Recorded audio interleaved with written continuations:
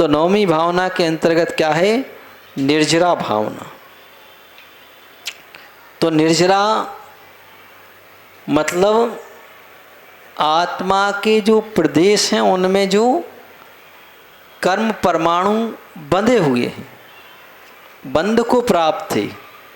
इसका थे जिनका आश्रय हुआ था और आश्रय होने पर क्या हुआ? बंध को प्राप्त हुए। बंध मतलब, बंध किसे कहते हैं?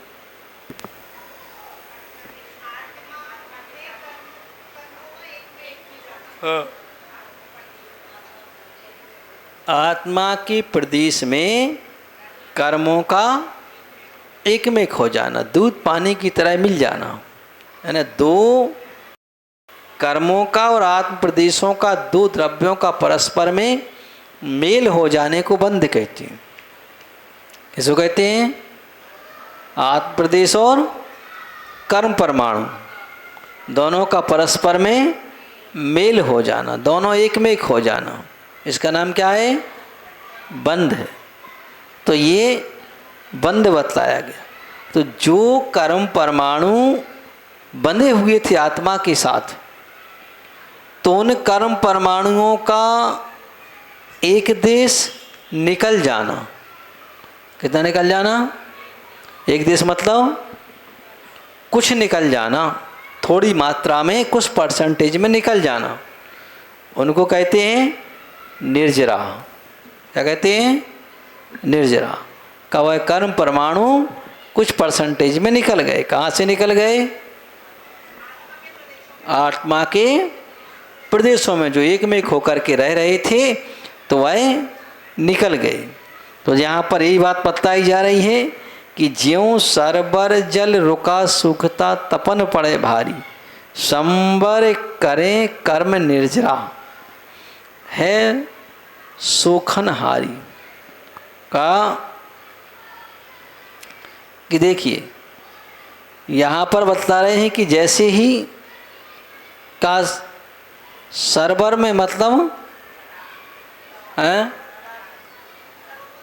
सरोवर में, तालाब में का, जैसे तालाब में पानी भरा रहता है ना, तो वह पानी भरा हुआ तालाब का पानी अपने आप क्या होता है? अपने आप सूखता चला जाता है, उसको सुखाता नहीं है।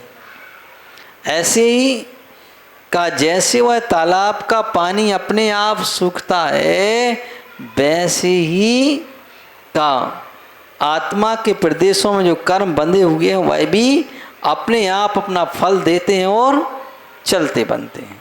क्या करते हैं? फल देते हैं और चले जाते हैं। तो ऐसे उनने फल दिया, उनने कहा भाई हमारा काम हो चुका, अपन चले। तो ऐसा का जितने पुद्गल परमाणु प्रति समय आत्मा के साथ आश्रव को प्राप्त होते हैं, उतने पुद्गल परमाणु अपना फल दे करके निर्जीर्ण भी होते चले जाते, है ना। कितने परमाणु प्रति समय आत्मा में आश्रित होते हैं, मतलब आते हैं? कितने आते हैं? असंख्य। कितने आते हैं?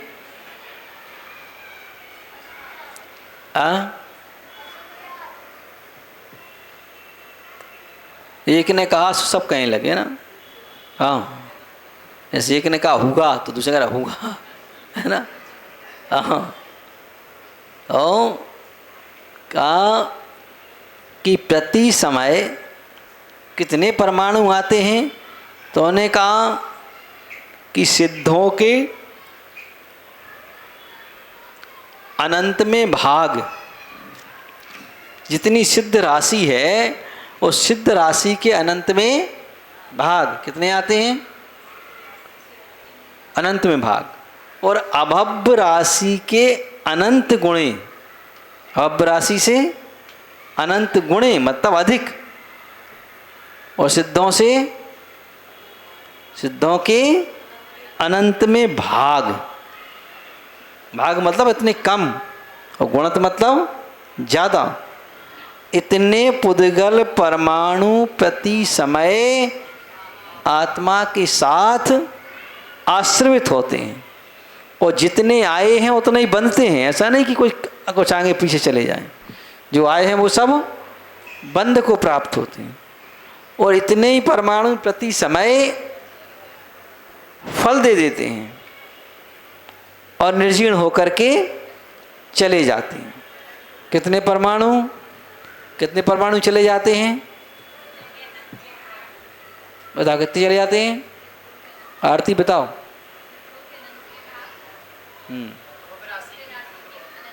हाँ, इतने परमाणु क्या होते हैं? आते हैं, प्रति समय आते हैं। हाँ, सिद्धों के अनंत में भाग, मतलब सिद्धों के अनंत में भाग कम। हाँ, जितने सिद्ध बैठे हुए सिद्धशिला में, उनके अनंत में भाग। हाँ, और अभव्य राशि के अनंत गुणे, अभव्य राशि से अनंत गुणे परमाणु प्रति समय आते हैं। और वो सब परमाणु बंध को प्राप्त होते हैं जीव के साथ। उतने ही परमाणु प्रति समय कर्म का फल दे करके निर्जरा को प्राप्त होते हैं। निर्जरा किसे कहते हैं? हाँ, कर्मों का एक आत्मा में बंधे हुए कर्मों का एक देश क्षय हो जाना, निकल जाना, उसका नाम क्या है? निर्जरा। तो यहाँ का कैसे निकलते हुए? तो उन्होंने कहा अपने आप, कुछ करना नहीं पड़ता। कैसे निकलते? अपने आप, नेचुरल, बिल्कुल हर समय नेचुरल, अपने आप नहीं। जैसे आ रहा है अपने आप, ऐसे जा भी अपने आप रही है ना। ऐसी जैसे वो देखा कभी पानी जब बहता है तो वो देखा आपने, बहुत बड़ा पुल होता है, ब्रिज होता है, तो पुल के नीचे जितना पानी आता है उतना ही पानी दूसरी ओर अपने आप निकल जाता है ना। बड़ा भाली वो बना रहता ना एक, है निकलने का, मोरी बोलते ना उसको, बड़ी वाली मोरी। तो ऐसे जितने आए उतने ही बांध में तो रुक जाता है, जहाँ पानी का बहाव होता, जिसको पुलिया बोलते ना, पुलिया, ब्रिज, मोरी समझ लो, मोरी। तो मोरी में पानी आया और गया, जितना आया उतना ही निकल गया, जितना इधर से प्रवेश किया उतना निकल गया। हाँ, तो ऐसे ही तो यहाँ बताया है कि ज्यों सरोवर में जल रुका सूखता तपन पड़े भाई का को संबर रोके कर्म निर्जरा है सुख नारी। तो यहाँ बतला दिया कि ऐसी का ज्यों सरोवर में जल रुका सूखता, क्या जैसे तालाब में जल रुका रहता है और अपने आप ही सूखता चला जाता, उसे कोई कुछ नहीं करता है, अपने आप ही। ऐसी कहा उन्होंने कहा, और जैसे जैसी तपन बढ़ती चली जाती है वैसे वैसे और ज़्यादा सूखता। वैसे तपन ना भी पड़े तो भी सूखता है, क्या है? तपन ना भी पड़े तो भी सूखता है, और तपन पड़े तो फिर और ज़्यादा सूखता है, क्योंकि तपन जब नहीं पड़ेगी तो नीचे से ज़मीन अवशोषित करेगी अकेला, और तपन पड़ेगी तो नीचे भी जा रहा और ऊपर से भी उड़ रहा, दोनों प्रकार से जा रहा। तो ऐसे यहाँ बतलाया कि ये उस तालाब के पानी की तरह हमारी कर्म की स्थिति भी होती है कि अपने आप आती चली जाती है ना। संबर रोके कर्म निर्जरा का, संबर क्या करता है? कर्मों के आने को रोकता है। तो का संबर रोके कर्म निर्जरा, तो ये संबर उस कर्म की निर्जरा करता है, मतलब रोकता है ना। तो संबर कर्मों को रोज रोक रहा है और संबर निर्जरा का कारण भी बनता है। तो दोनों ही काम करता है। संबर क्या करता है? कर्मों को रोकता भी है और निर्जरा भी करता है, दोनों ही काम करता है। कहा कैसे करता है? तो कहा जैसे वह तालाब का पानी सूखता चला जाता है वैसे ही ये होता है। तो कहा वह संबर अब इसमें ये बतलाया है कि निर्जरा जो है वह 2 प्रकार की होती है। कितने प्रकार की? हाँ, उदय भोग सविपाक समय पक जाए आम डाली, और दूजी है अविपाक पकावे पाल विषे माली। का एक सविपाक और दूसरी अविपाक, 2 प्रकार की निर्जरा हो गई। कौन कौन सी हो गई? सविपाक और अविपाक।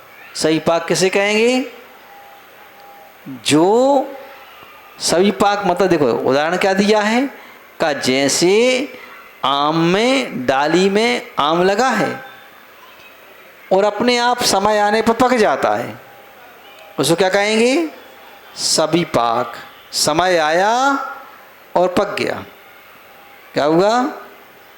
समय आया और पक गया, और पक करके वह टूट गया, तो इसे क्या कहेंगे? सविपाक निर्जरा। उसको किसी ने नहीं पकाया, कब वह टूटा? आम पकने, जब समय आया तो अपने आप टूट गया। तो ऐसी कहा इसको सविपाक निर्जरा कहा कि समय आया, पक गया और पक करके टूट गया, गिर गया, तो ये सविपाक निर्जरा है। मतलब समय आया, कर्म आने अपना फल दिया और चला गया, इसको सविपाक निर्जरा कहते हैं। कि मतलब किसी ने इसको पकाया नहीं था, उसका जितने समय के लिए कर्म बैठा था, है ना, उसका फल पूरा हुआ और चला गया। तो ये कहा कितने समय के लिए बैठा था? ये उसकी अपनी जितने समय के लिए हमने बांधा था, जितने समय के लिए कसायों की तीव्रता की थी, उन कसायों की तीव्रता के साथ जितने समय तक वह बंधा था, बैठा था, उसने अपना फल दे दिया और चला गया, है ना। हमेशा से कर्म का फल किस आधार पर मिलता है? क्योंकि कर्म तो सामान्य से है। हाँ, हमारी वह कसायों की तीव्रता के आधार पर फल मिलता है। किस पर मिलता है? कसाएं जितनी तीव्र होंगी, कर्म का फल उतना, मतलब जितनी तीव्र कसायों से कर्म को बांधा होगा, है ना, वह उसमें फल देने की शक्ति उतनी तीव्र होती है, उतनी पावर ज़्यादा होता उसका। इसमें कब होता पावर ज़्यादा? जितनी कसाय की तीव्रता से बांधा है ना। जैसे मान के चलो कि जिस समय कोई युद्ध होता है, झगड़ा होता है, तो झगड़ा के समय जो कर्म आता है वह कर्म बहुत तीव्रता से बनता है। क्या होता है? तीव्रता से बनता है। और तो उसका फल भी उतनी तीव्रता से मिलता है, क्योंकि हमारे परिणाम उस समय तीव्र होते, उग्र होते हैं, है ना। तो उस समय वह कर्म जो आया उतनी तीव्रता से आया, है ना, उसमें पावर उतना ज़्यादा मिल गया। किसने दिया पावर? कहाँ दे दिया ये फल? अभी तो आया, अभी तो बैठा है। पूर्व में जो आया था उसने अपना फल दिया, तो परिणामों को तीव्र किया उसने। पूर्व में जो आया था उसने तीव्र किया हमारे परिणाम, है ना। और सामने चीज़ निमित्त मिल गई, तो निमित्त मिला और अपन भड़क उठे, है ना। तो ये क्या है? ये तीव्रता है। तो ये पहले का कर्म आया, बैठा हुआ था, उसने अपने लिए निमित्त मिलाया, अपन भड़क उठे, और भड़के तो वह कसाई फिर से तीव्रता से बन गई। और अगर मान के चलो कि निमित्त मिला और अपन शांत बैठे रहे, तो क्या होगा? तो जो पूर्व में बंधा हुआ कर्म था उसकी निर्जरा हो गई। अब वारा आने का काम खत्म, अब नहीं आएगा। क्यों नहीं आएगा? क्योंकि तुमने स्वागत ही नहीं किया उसका, तो काय के लिए आएगा? क्या नहीं किया? स्वागत नहीं किया। कैसे स्वागत नहीं किया? कसाय तीव्र करके कर्म का स्वागत नहीं किया। तो वो कहता है ऐसी जगह क्यों आना जो स्वागत ही नहीं करते मेरा, है ना। तुम ही बताओ, जहाँ तुम्हारा स्वागत ना हो वहाँ तुम बार बार जाओगे क्या? नहीं जाओगे। ऐसे ही कर्म भी कहता है कि अगर तुमने हमारा कसायों की तीव्रता के साथ स्वागत नहीं किया तो हम नहीं आएंगे। हाँ हाँ, तो वह निर्जीर्ण हो जाता है। और अगर स्वागत कर दिया तो तीव्रता से आएगा और ज़्यादा फल देगा, है ना? ऐसा हुआ करता है। तो इसलिए कहा कि जैसे भगवान के यहाँ भी कर्म आते हैं, अनंत भगवान के पास भी कर्म आते कि नहीं आते? आते हैं। अब भगवान को या मुनिराज को कोई प्रशंसा करे तो भी कहते ठीक है भाई, कर दिया आपने तो अच्छी बात है। और चाहे कोई निंदा करे, अर्घा उतारण असी प्रहारण में सदा समता धरे। अब चाहे कोई उल्टा सीधा बोल जाए, गालियां दे जाए, है ना, चाहे गुण को अवगुण कह जाए। 10 लक्षण पूजन में पढ़ते ना, क्या पढ़ते? गुण को अवगुण कहिए आयानो, है ना, ये पढ़ते ना। गुण का, गुणों को किसी ने अवगुण कह दिया कि तुम में तो अवगुण भरे, कहाँ गुण है? ठीक है भाई, अवगुण भरे तो अवगुण सही। हाँ, इतना कहा कि अवगुण भरे सो अपन ने कहा अच्छा हम में अवगुण तुम में है, तुम बहुत दूध के धोले बन रहे, आप बताएं तुम्हें, है ना। तो कर्मों ने कहा कि तुमने हमारा स्वागत कर दिया। कर्म खुश हो जाता है इसमें। कौन हो जाता है? कर्म खुश हो जाता है। वो कहता अच्छा किया तुमने। तो जब कर्मों ने तुम कर्मों का स्वागत किया तो वह कर्म कहते बहुत अच्छा किया, तुमने हमारा स्वागत कर दिया। तो कर्मों का जितना स्वागत करोगे कर्म उतना तीव्रता से बंधेगा।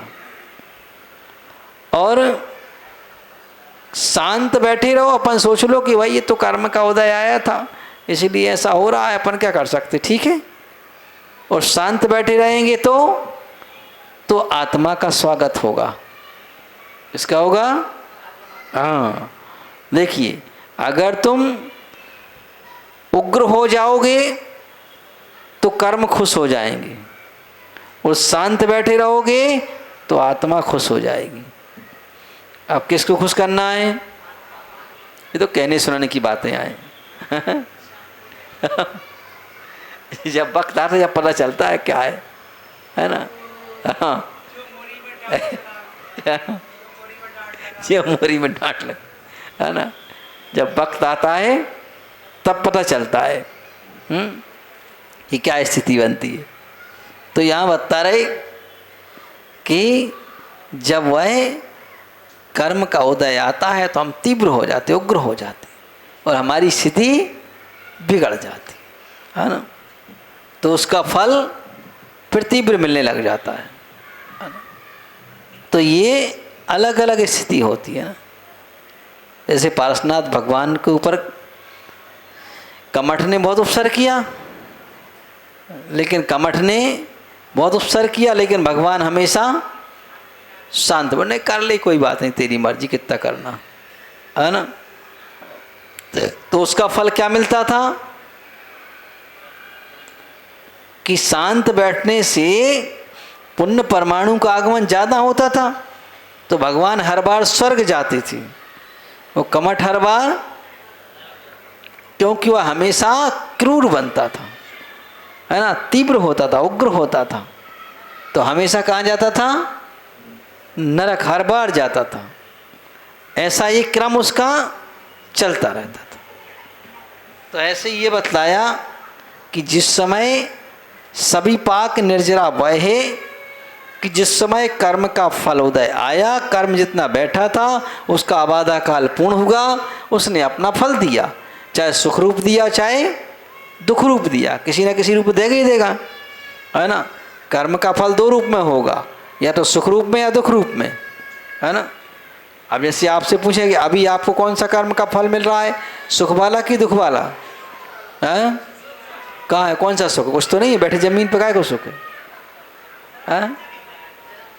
कौन सा सुख है? बताओ, कोई सुख है क्या? क्या सुख है? है? हाँ, अरे यही सबसे बड़ा सुख है कि हम बिल्कुल सुख से बैठे हैं ना, शांति से सुख से बैठे हैं और यहाँ उपदेश सुन रहे हैं। ये क्या है? यही तो सुख है सबसे बड़ा। क्या है सुख? हाँ, जैसे अपन कोई व्यक्ति अच्छी शांति से बैठा हो ना, बड़ा आराम से मग्न बैठा हो, अपने घर में अच्छी गादी लगा के टिक के बैठा हो, वो रास्ते चलता कोई पूछे भैया कैसे हो, और अरे बढ़िया आनंद है, हाँ, ये कहता ना आनंद मंगल है, तो सुख से बैठे हो। हाँ, तो सुख क्या है? शांति से बैठ जाना ही तो सुख है ना। और दुख क्या है? शांति से बैठ जाना सुख है, तो दुख क्या है?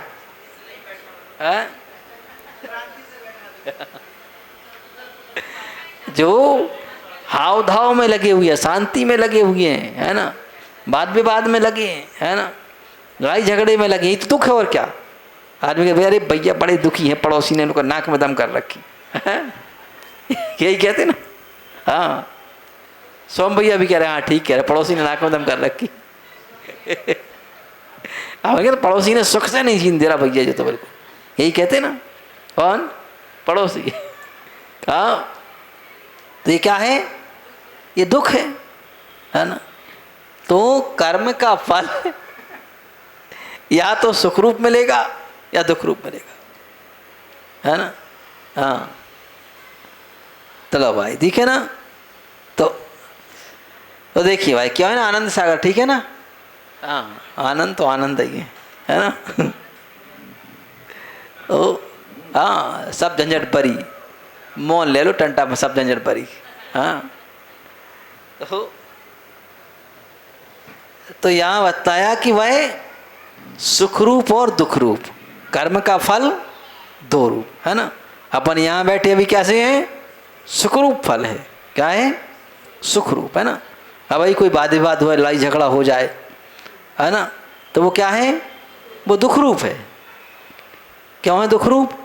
क्योंकि उससे आकुलता पैदा हो रही है ना। अब देखिए, झगड़ा कहीं भी हो, वाद विवाद कहीं भी हो, स्थिति कहीं भी बिगड़े, उसका प्रभाव कई लोगों पर पड़ता है। इस पर कई लोगों पर, जैसे अपना देश है, अब देश का कोई झगड़ा हो जाए दूसरे देश से, हाँ, तो कितने लोगों को दुख होता है? संपूर्ण देशवासियों को। इनको, हाँ, क्योंकि संपूर्ण देशवासी परेशान होते हैं, अरे पता नहीं क्या होगा, युद्ध चल रहा है, कैसे होगा, हाँ, ऐसा वह संपूर्ण देशवासियों के लिए होता है। तो इसलिए कहा भाई सुख और दुख रूप स्थिति, है ना। तो यहाँ कहा कि सभी पाक मतलब अपना समय आया, उसने कर्मों का फल दिया और चला गया, है ना।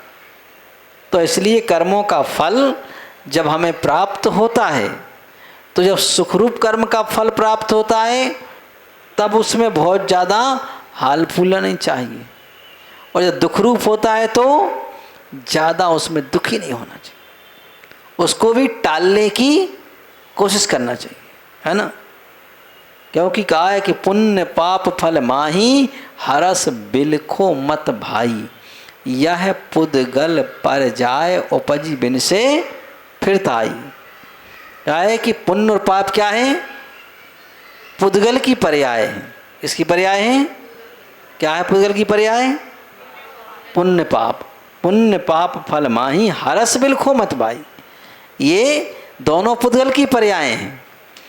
तो का जब देखिए, जब जब भी पाप का उदय आएगा तो हमेशा किसी न किसी प्रकार से दुख देने वाली निमित्त अपने आप बनेंगी, अपने आप बनेंगी।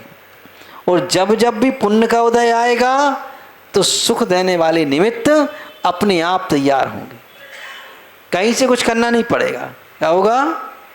अपने आप तैयार होंगे। ये ऐसा बिल्कुल नेचुरल स्थिति रहती है। जैसे ही अपने कर्म का उदय आया, वैसा सामने स्थिति बनना बिल्कुल प्रारंभ होती है ना। अपने कर्म का उदय आया, सामने वाले के परिणाम अच्छे और बुरे बनने अपने प्रति प्रारंभ हो गए। तो ये क्या है, ये कर्म सिद्धांत की व्यवस्था है। तो कहा कि जैसे ही हुआ तो कहा सभी पाक समय, तो जैसे ही उसका समय आया उसने अपना फल देना प्रारंभ कर दिया। अब उन्होंने कहा कि उसमें हर्ष और विषाद नहीं करना। क्या नहीं करना? हर्ष और किस में नहीं करना? कर्म पुण्य पाप फल माही हरस बिलखो मत भाई। मतलब पुण्य का उदय आए तो बहुत हाले फूले नहीं समा रहे, और जब पाप का उदय आए तो रोत फिर रहे, आए आपका करें, आए आपका करें, है ना? ऐसा होता कि नहीं होता? जब पाप का उदय आए तो आदमी घर घर जाके रोता फिरता है, हमारा ऐसा होगा, हम क्या करें, है ना? घर घर जाके रोता है ना? और तो इसलिए कहा दोनों में कहा शांति रखो कि भाई ये आया है तो ये भी चला जाएगा, वो आया है तो वो भी चला जाएगा, है ना? हाँ, एक मंदालसा नाम की रानी का नाम सुना है? एक रानी हुई थी मंदालसा नाम की, तो उसके जितने भी पुत्र होते थे वह सब युवा होके मुनि बन जाते थे। क्यों? क्योंकि उसको संस्कार ऐसे डालती थी कि उनको बचपन से लोरी सुनाती, तो वह अध्यात्म लोरी सुनाती थी। शुद्धोसी बुद्धोसी निरंजनोसी, है ना? का ये आत्मा शुद्ध है, बुद्ध निरंजन है, ऐसी उसको शुरुआत ही वहीं से सुनाती थी। तो जो है लोरियों को सुनकर के वह जब युवा होती थी तो मुनि बन जाती थी।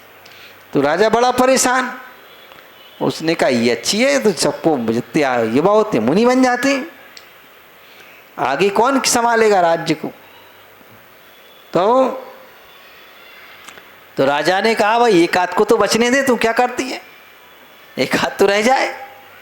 उसने कहा ठीक है, अब ये वाला है तो इसको नहीं डाले, है ना? अब बोले आखिरी है तो इसके लिए इसको, तो उसको फिर बोलोरियाँ सुनाना बंद कर दी। उसने कहा नहीं भाई इसको, तो वह रुक गया, राज्य संभालने लगा। तो उसने कहा इसको भी कुछ शिक्षा दे दूं, तो उसको शिक्षा देने के लिए उसने एक मंत्र दिया उसको, और कहा ये मंत्र जब कोई संकट आए तब इसको पढ़ना, इसके पहले नहीं पढ़ना खोल के। और एक ताबीज में भर के दे दिया, बोले इसको डाल लो। उस मंत्र में उस ताबीज में क्या मंत्र था? बस एक शब्द का मंत्र था, कोई दूसरा नहीं था। ये दिन भी कट जाएंगे। क्या था? ये दिन भी कट जाएंगे या गुजर जाएंगे। कौन से? कष्ट के दिन, है ना? जब सुख के दिन गुजर गए तो दुख के भी गुजर जाएंगे। बस ये मंत्र था। उसने कहा जब तुम बहुत अत्यधिक व्याकुल हो तब इस मंत्र को खोलना। क्या लिखा था? ये दिन भी कट जाए, है ना?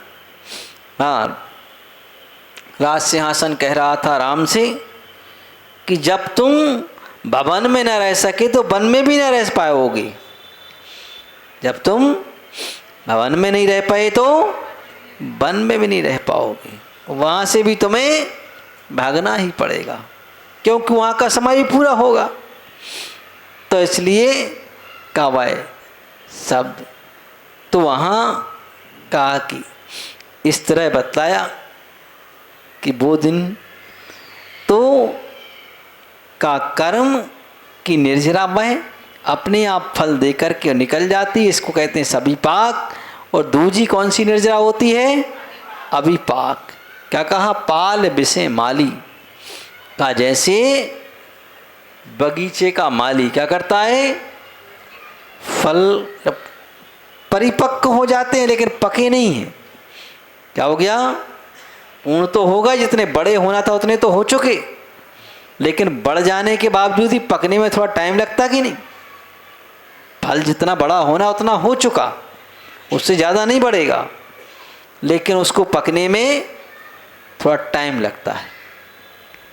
तो ऐसे का जब पकने में टाइम लगता है तो और आवश्यकता फल की हो, पके फलों की, तो उनको एक्स्ट्रा गर्मी दे दी जाती है। जितनी गर्मी उनको नेचुरल मिल रही है उससे कुछ ज़्यादा गर्मी दे दी जाती है, तो वो समय के पहले पक जाते हैं। इसके समय के पहले पक जाते हैं। हाँ, ऐसी वह एक्स्ट्रा जब गर्मी दी जाती तो वह समय की, तो उसी का नाम है अभिपाक निर्जरा, कि उसको समय के अनुसार पकना था, 10 दिन बाद पकता हुआ है, लेकिन उसको तोड़ा और तोड़ करके गर्म स्थान में बंद करके रख दिया। कहाँ? कमरे में बंद कर दिया, भूसे में बंद कर दिया, है ना। तो उसको क्या मिला? एक्स्ट्रा जो गर्मी मिली, तो गर्मी से पक गया। तो इसी को कहते हैं अभिपाक निर्जरा, कि कर्म जैसा जैसा क्रम से उसे फल देना था, लेकिन उस कर्म के अनुसार न चल के हमने तप के द्वारा, नियम के द्वारा, संयम के द्वारा क्या किया? उन कर्मों को हमने समय से पहले ही फल दे के निकाल दिया। ओ वह जब तो कहा वह कैसे होती है अभिपाक निर्जरा? तप के द्वारा। कैसे होती है? तप के द्वारा, है ना। जैसे जो कर्म 8 दिन बाद आना था, तो अपन ने तप में बैठ तपस्या करके, ध्यान में बैठ करके, शांति से बैठ करके, और उसको 8 दिन का कर्मा भी ले आए उदय में, और उसने अपना फल दिया और चला गया। और दोनों प्रकार से होता है कि तप के द्वारा, और जिस फल को अशुभ रूप फल देना था जिस कर्म को, वह फल शुभ रूप दे करके चला जाता है।